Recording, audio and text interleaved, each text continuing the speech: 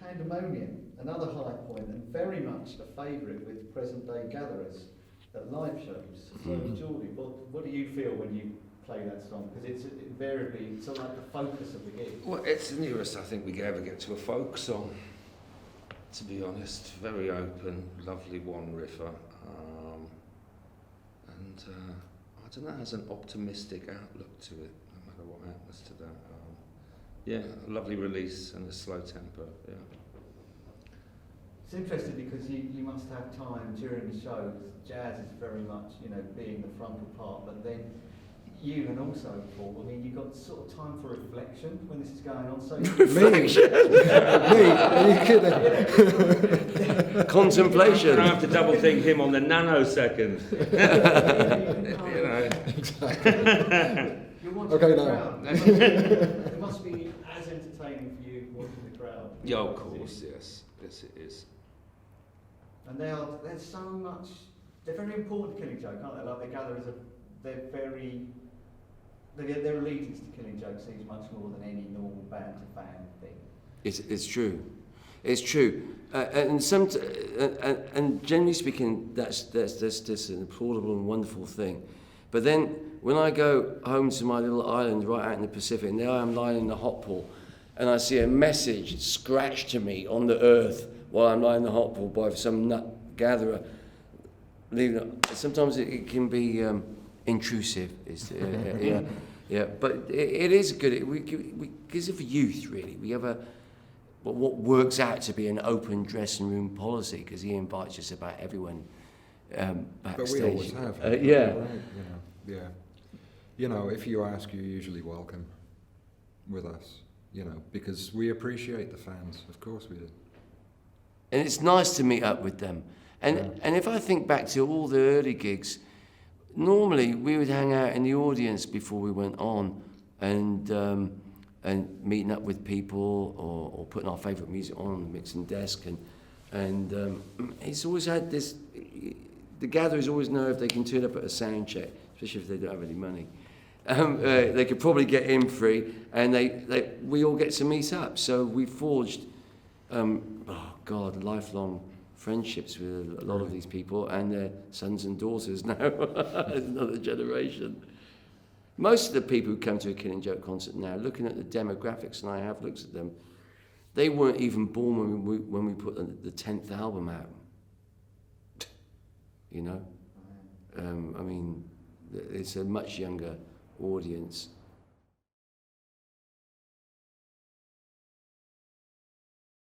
Loose Cannon, Dave Grohl on drums.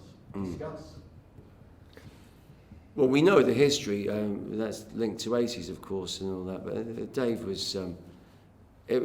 He wants us to play. Originally, we had the idea of a few drummers playing on that album. At least that was our then manager's idea. And then Dave said he wanted to play. Heard the music and said he wanted to play on every track on the album. And of course, he did it for nothing. So it works out good. He's a huge fan of Paul's tom-tom playing, and the way he laid the tracks down was one drum at a time. That was the interesting thing.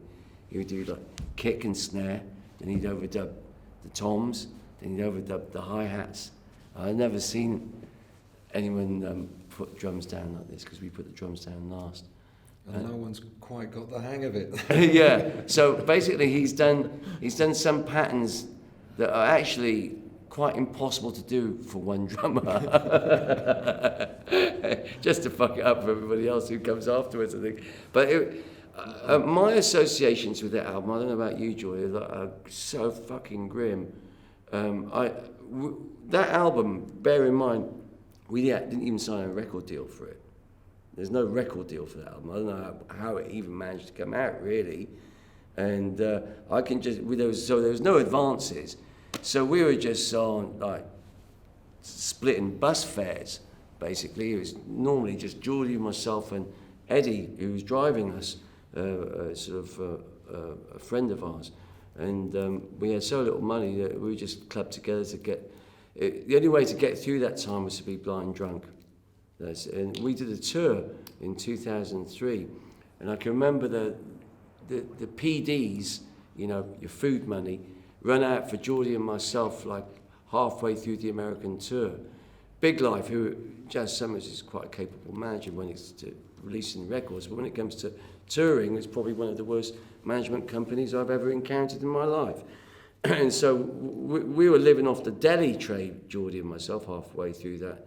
Everybody else was paid, but halfway through that tour. And so, you know, I spent most of the time really drinking and anything else that was available, really.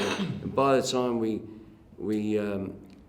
finished that tour, we ended up in Australia, and it was pretty dreadful, actually. Ted Parsons was drumming with us then, and he missed a plane, so we had to reschedule all the gigs in Australia, and so we hired a road crew, which we wouldn't have had to hire, to go up to Brisbane, and they had an accident, and the driver was beheaded in this. It all went really tits up. And I don't think we've spoken to Ted Parsons ever since then. And then we, from there, we went to New Zealand just to kind of chill out after this extensive tour, Geordie, Raven and myself. At which point, for me, everything goes black because my memory's gone from then.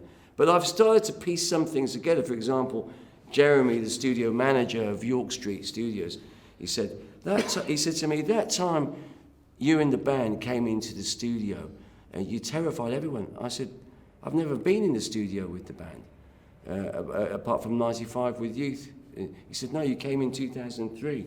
And there was a Christian band recording in this recording studio, and Raven said, has anyone got any weed?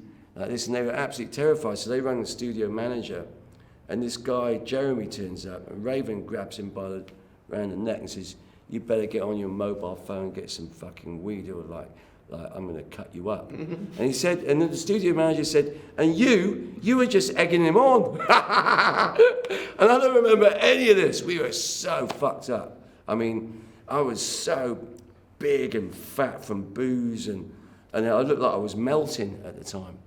And that's when, after that, when my mum saw me, she said, you look like Orson Welles. And I knew it was really bad, eh? But that was it was a dreadful time. And from there, things got worse. Things actually got worse. We all went to Prague, and that's when we pushed everything into touch. I'm not surprised that one of us died.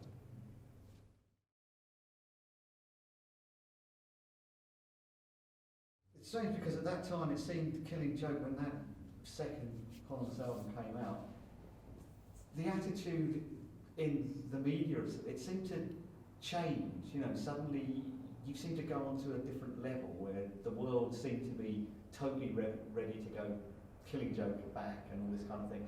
Since then, I don't know, maybe it's just my perception, but it seems that you were suddenly a heritage act from that point, you know what I mean? I think the world changed round us. Bear in mind, you know, the Gulf War, the second Gulf War in 2003, I remember. It was a really strong album, though.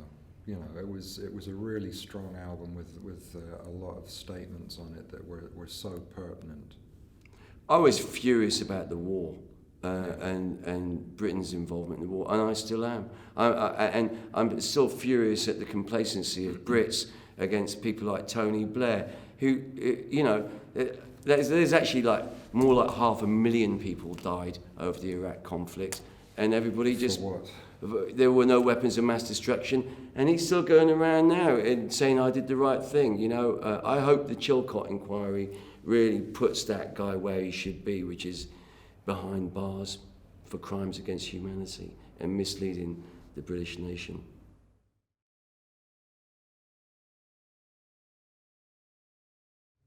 Times of conflict seem to be very, very good times for Killing Joke, artistically speaking. Again, we process everything through the music. So wars and upheaval, you know, you get Matt, our manager, saying, oh, it's going to be a good year for the band this year when something terrible happens. So it's a bit like disaster capitalism in a way. Yeah, we thrive on conflict, right? Yeah, great. Ghosts of Ladbroke Grove. So here we all are again, the original four back in harness. European superstate is fiercely contemporary, but Ghosts of Ladbroke Grove seems the closest you've ever come to glancing backward. Is the singles collection a time for reappraisal of all that you've achieved together? Oh, is it? I mean, we're still focused on the future. This singles collection is important, and it's nice to have this. It's an appropriate time to bring it out, but it's not our reflection on the past by any means. You know, we're writing for the new album now, and this is a nod to the past that I think is appropriate to release now, but it's not where our heads are at, looking backwards at all. We never wrote singles anyway. Yeah. They were just accidents if they did well. I mean, so singles, I don't know what to say about that really. But it's good that it's coming out as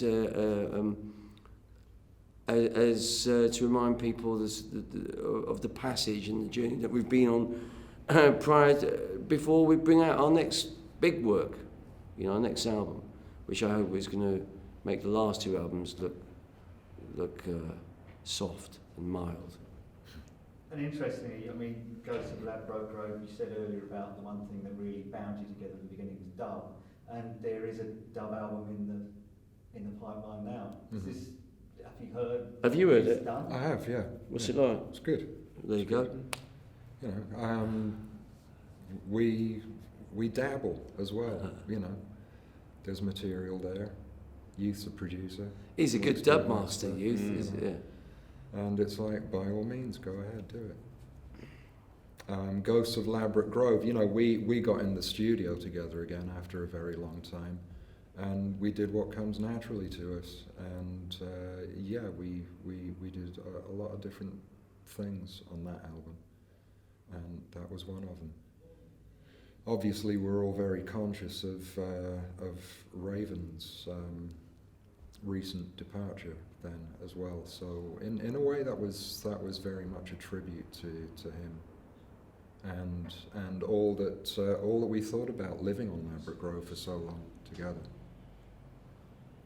It all started with a ritual, didn't it, between the two of you? That's right. Beginning all that time ago. Did you ever see this expansive future in front of you, or where you would go? It doesn't surprise me when I look at it. It doesn't surprise me, but I'm amazed in saying that. Particularly that we're here after this amount of time. You know, I mean. That we're alive. That we're alive, even. Yeah. Never mind enjoying playing together. So that's just a miracle in itself. You know.